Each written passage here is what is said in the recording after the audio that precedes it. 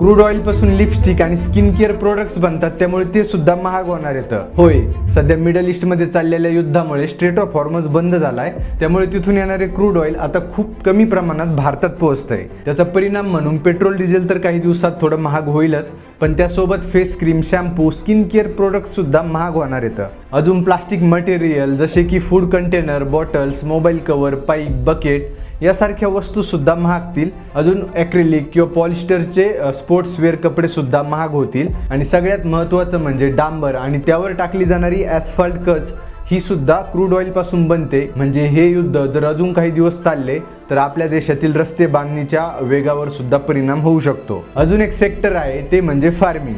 होय, आपल्या महाराष्ट्रामध्ये किंवा भारतामध्ये जे खतं वापरले जातात ते स्ट्रेट ऑफ हॉर्मझमधून इम्पोर्ट केले जातात किंवा क्रूड ऑइलपासून बनतात सुद्धा.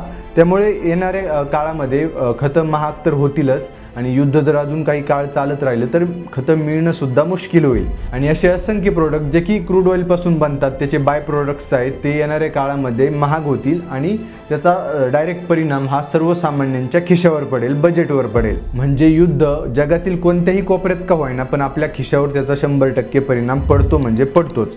तुम्हाला काय वाटतंय मला कॉमेंट्समध्ये सांगा, आणि अशाच माहितीकरिता मला फॉलो करा. धन्यवाद.